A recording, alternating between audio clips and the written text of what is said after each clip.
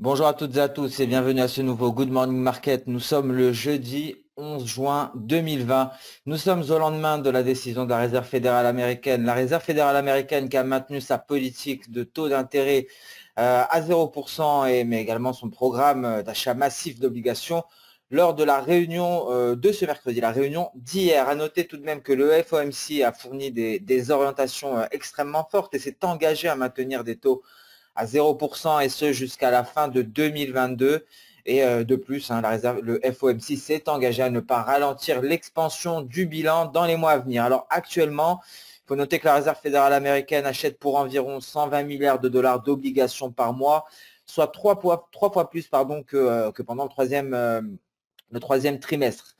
Donc à noter que ce message a été clair, hein. Il a provoqué une hausse de l'euro-dollar. L'euro-dollar qui s'est établi au-dessus des 1,14. Une hausse également de l'or et une hausse du Nasdaq. Le Nasdaq donc, qui est allé chercher environ les 10 100 points. À noter que nous avons atteint l'objectif de E sur le Nasdaq. Nous avions parlé de cette configuration haussière en double bottom. Nous avons atteint l'objectif de E, l'objectif médian. Il nous reste le dernier objectif, 3E. Allons-nous l'atteindre? Rien n'est sûr, mais il faut garder en tête ce niveau, un niveau qui pourrait être rallié par le Nasdaq. Alors, il faut savoir pourquoi il faut rester prudent, car la tendance, cette hausse, tout cela s'est inversé, hein, notamment par rapport au nombre de cas quotidiens du coronavirus qui ont atteint un nouveau record de près de 135 000, avec les États-Unis qui ont enregistré plus de 20 000 cas supplémentaires et le Mexique qui fait état aujourd'hui de plus de 700 décès. Alors, en conséquence, hein, on constate un léger retour de l'aversion au risque avec l'US 2000 en repli de 3%.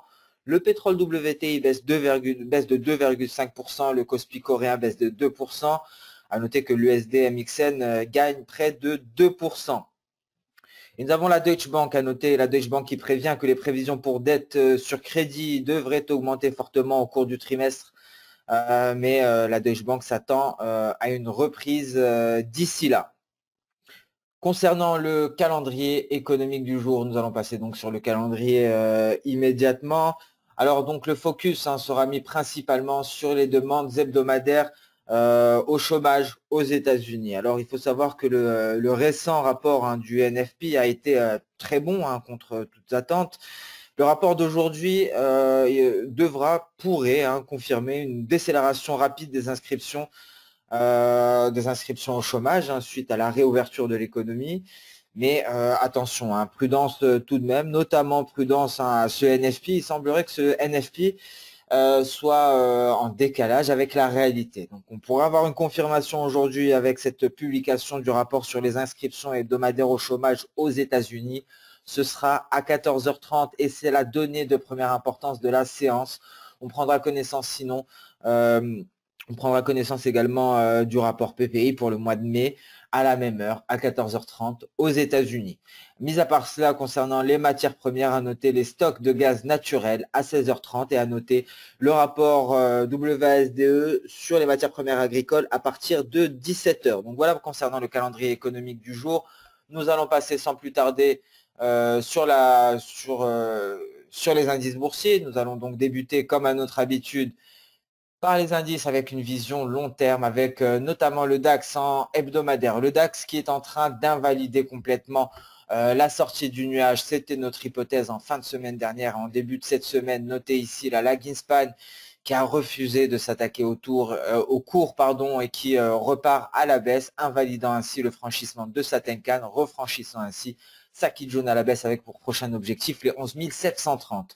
Donc voilà pour le DAX en données hebdomadaires. Le Dow Jones n'est pas plus glorieux. Le Dow Jones également qui vient de refuser la sortie de son nuage avec une Laginspan à l'image du DAX qui refuse de s'affranchir de sa Tenkan, repart à la baisse pour refranchir la Kijun à la baisse. Donc réintégration du nuage des cours actuellement sur le Dow Jones. Nous allons passer sur une vision journalière concernant le DAX, notamment avec un repli qui se poursuit, troisième séance de suite, franchissement de la Tenkan. Je vous rappelle que selon la théorie Ishimoku, lorsque l'on franchit la Tenkan, c'est un signal d'alerte pour aller chercher la Kijun, 11 550 ici en tout cas en journalier en cas de clôture sous la Tenkan. C'est une indication qui nous est fournie. C'est ce que l'on peut en déduire au vu de ce graphique en données journalières. Le CAC 40 également qui vient se placer sous sa Tenkan suite à ce gap baissier, un gap baissier conséquent avec pour prochaine cible ici le palier d'SSB à 4870 points.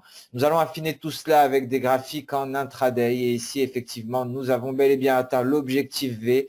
C'était une vague en V, l'objectif a été atteint, le repli s'en est suivi, la traversée du nuage s'en est suivie, nous donnant ainsi lors de la sortie par le bas un signal de vente. Nous sommes actuellement aux alentours des 12 190, on est passé donc sous le seuil psychologique des 12 200 points. Donc un repli qui est en train de se poursuivre, une vague en V, ici une vague baissière que l'on peut déterminer. Nous allons essayer d'en voir les objectifs, si ceux-ci ont été ralliés, visiblement oui. Alors ici nous avons un repli de plus ou moins 420 points. Nous avons une vague intermédiaire à 260. Je vais essayer d'être légèrement plus précis. Donc nous, donc à la hausse, nous avons franchi plus de 50% ici de ce premier repli. Donc nous faisons face ici à une vague en E.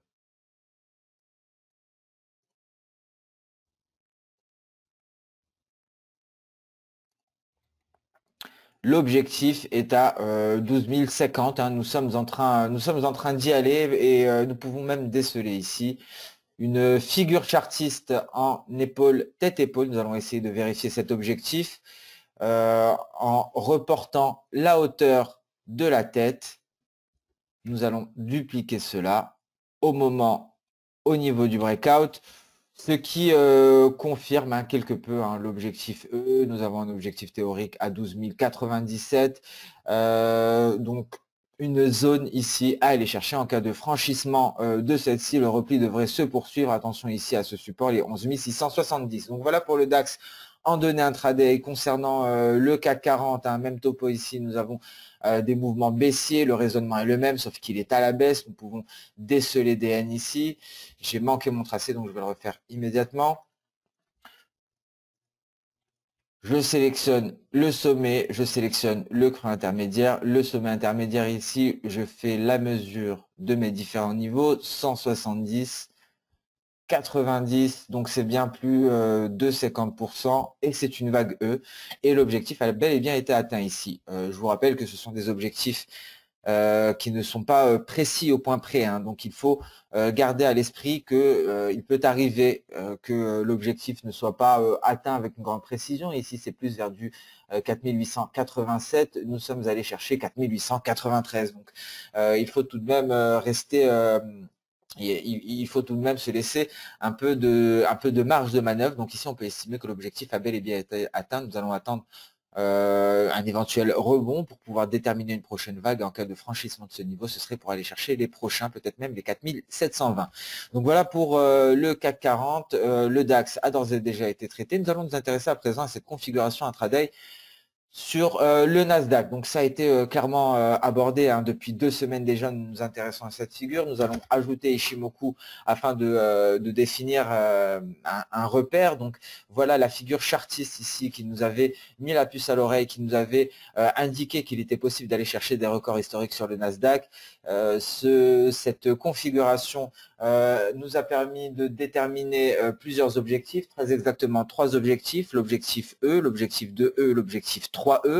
Donc je fais quelques rappels ici. Nous avons d'ores et déjà atteint E, nous avons atteint 2E à 10 091, reste à atteindre 3E. Alors ce n'est pas sûr que ce niveau sera atteint, il faut juste garder à l'esprit qu'il y a d'autres projections, une en particulier à venir qui pourrait être atteint, ce sont les 10 400 points. Donc pour cela, pour que ce soit atteint, il faudrait une amélioration du sentiment et un retour de l'appétit pour le risque. Pour le moment, nous sommes en train de tester le nuage. En cas de franchissement de celui-ci, ce serait une première alerte baissière et le signal de vente le plus conservateur nous sera donné en cas de franchissement ici de cette oblique haussière, une oblique haussière qui vient rallier les différents creux depuis le 1er juin 2020. Donc ici, un premier signal nous sera donné en cas de franchissement du nuage et en cas de franchissement ici de cette oblique haussière, cela renforcerait considérablement les perspectives baissières. Alors, que se passe-t-il sur les autres indices? La situation est similaire. On peut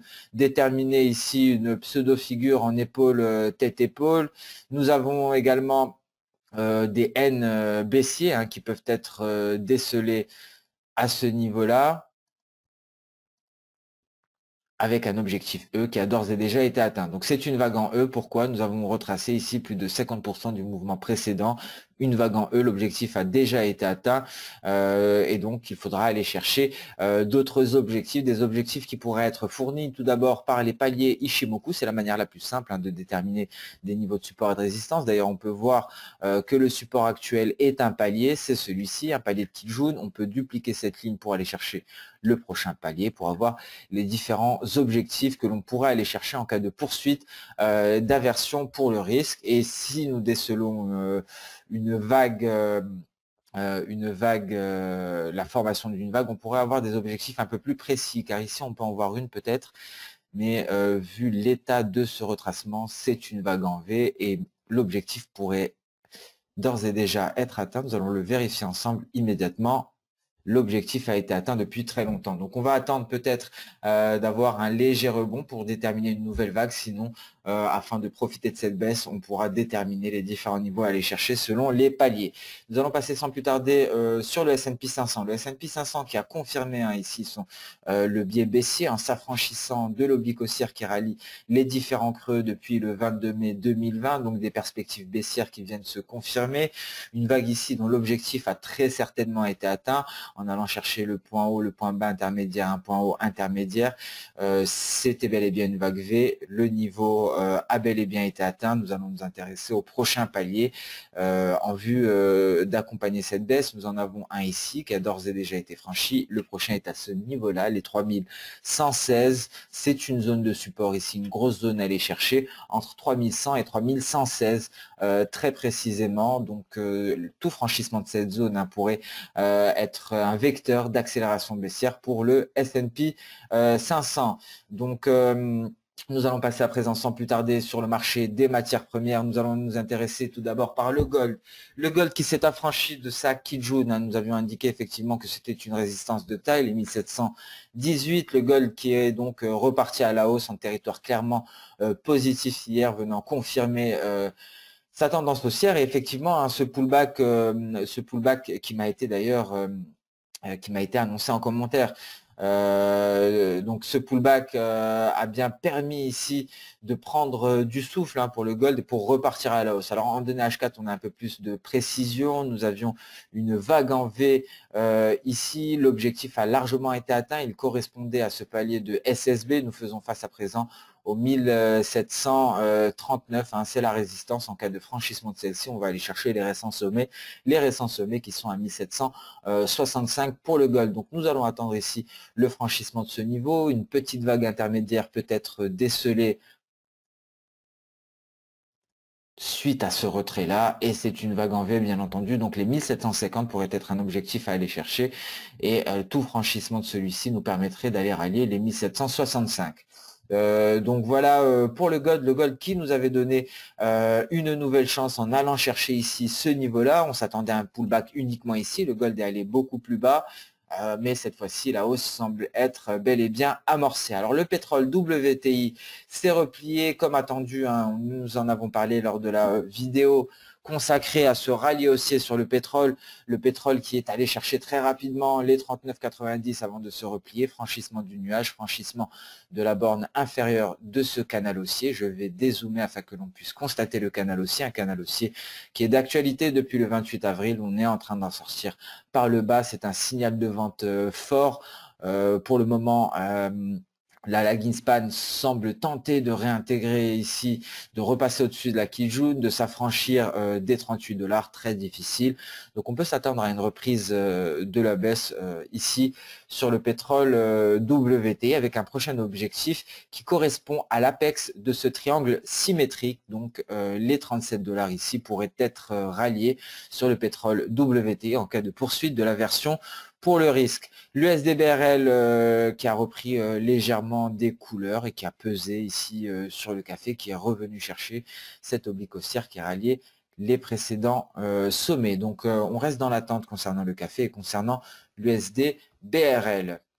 Nous allons passer sans plus tarder sur le marché d'échange avec le dollar américain qui semble faire une pause pour le moment, un dollar américain qui pourrait aller chercher les précédents sommets, qui pourrait aller chercher les 1,15. Ici, nous avons une vague que nous pouvons déceler, une vague qui a débuté à ce niveau-là avec un léger repli ici en V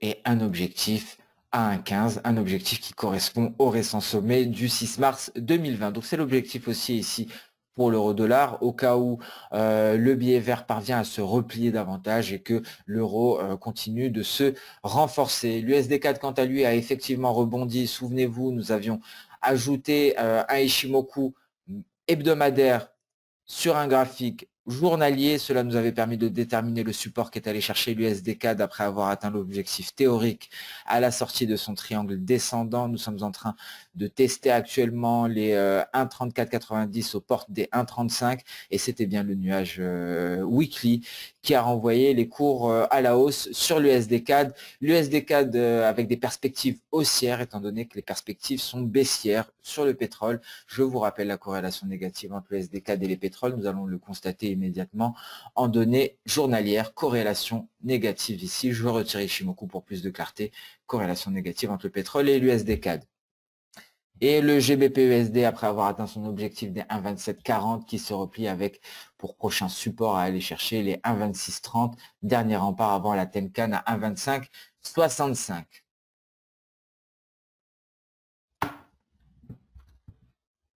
Ce Good Morning Market touche à sa fin. Je vous remercie d'avoir suivi avec attention. Prudence sur les indices. Le repli semble se déployer.